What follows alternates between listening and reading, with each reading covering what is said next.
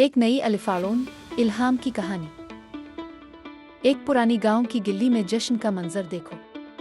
एक तरफ रंग बरंगे झूले, दूसरी तरफ लोगों की खुशगुपियां, और फिर वो लम्हा जब एक शहरी मुसन्निफ से मिलती है। मुसन्निफा ने न सिर्फ अपनी कामयाबी की कहानी सुनाई बल्कि इद्त को भी मुखातिब किया कि वो अपने अंदर के फनकार को पहचाने। उनकी बातों में एक यकीन था, एक जज्बा जो इद्त को ये सोचने पर मजबूर कर देता है कि शायद इसकी अपनी कहानी भी अनमोल है।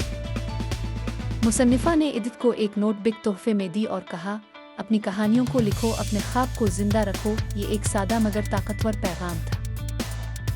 इस नोटबुक ने इद्त के अंदर छुपे ख्यालात और ख्वाबों को आज़ाद कर दिया। हर एक वरक पर उसने अपनी कहानियां लिखनी शुरू की और यूं लिखने का सफ़र उसके अंदर के खौफ को मिटाने लगा। ये वाक़या हमें याद दिलाता है कि कभी कभी बड़े ख्वाब छोटे मौक़े से शुरू होते हैं। एक नुमाइश, एक मुलाकात, ताहता कि एक लफ्ज़ भी हमारे अंदर की दुनिया को तब्दील कर सकता है। इद्त की कहानी हर इस कलमकार के लिए मशल्ला है जो खुद पर ईमान की कमी महसूस करते हैं। अगर इद्त अपने ख्वाब की जानिब पहला कदम उठा सकती है तो आप भी कर सकते हैं। आज कलम अलिफाटे अपने ख्यालात को सफ़हात पर उतारें।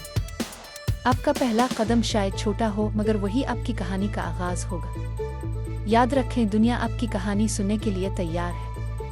आज ही शुरू करें।